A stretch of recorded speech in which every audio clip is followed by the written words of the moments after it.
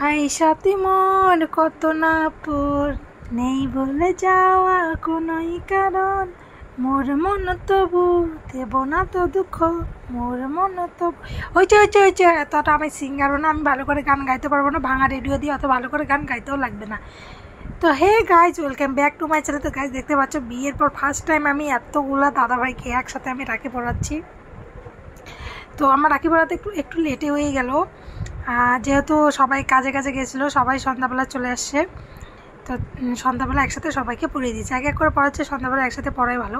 তো দেখো প্রথমে আমি আমার ভাইকে পড়ালাম, পড়ানোর পর আমার মামাতো ভাই, কাকাতো ভাই, জ্যাঠাতো ভাই, পিসাতো ভাই, মাসিতো ভাই, সবাই এক লাইনে সবাই বসে আছে, মানে এই দিক থেকে এদিকে রাউন্ড করে বসে আছে। তো সবাইকে আমি এক এক করে রাখি পড়াবো। তো সবাইকে আমি এক এক করে রাখি পড়াই নিই, তারপর তোমাদের সাথে কিছু আমাদের কথোপকথন তোমাদের সাথে শেয়ার করবো, যে আমরা রাখি পড়ার সময় কত হাসাহাসি একদম কি বললাম, তো তোমাদের সাথে সেটাই শেয়ার করবো।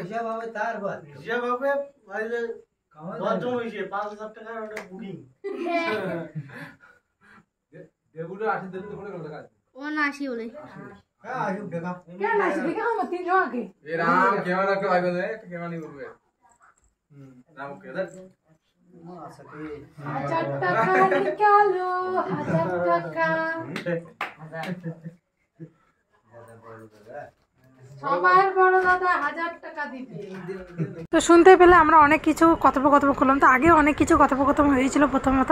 তো এটা আমার সবার থেকে বড় দাদা, আমার বড় যারা তো বড় ছেলে, তো তাকে বলছিলাম যে যখন আমি কী বলে প্রদীপদানি দেখাচ্ছিলাম, তখন আমি বলছিলাম যে 1000 টাকা বের করো, 1000 টাকা। সবার বড় দাদা 1000 টাকা করে দিবে, আর যেগুলো সবার ছোট সেগুলো 1500 করে দিবে, এমন করে বলছিলাম। তো যখন আমি প্রথমে বললাম যে সবার বড় দাদা 1000 টাকা দিবে, সবাই চিল্লাই উঠলো, বলে হ্যাঁ ঠিক। তারপর আমি বললাম যে কেন আমার বড় দাদাকে ফাঁসাবো, সবাইকে ফাঁসাবো। তো বললাম ছোটো দাদাগুলো আমাকে দিবে 1500 করে।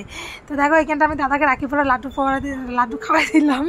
খাওয়ানোর পরে দাদা বলেছে আমার খিদে পাইছে, আমাকে আরেকটা খাওয়াই দে। দাদাকে আমি আরেকটা খাওয়াই দিলাম। তারপরে এটা বলতেছিল ওকে বড় দেখে 2টা খাওয়ালে আমাদেরকে একটা করে।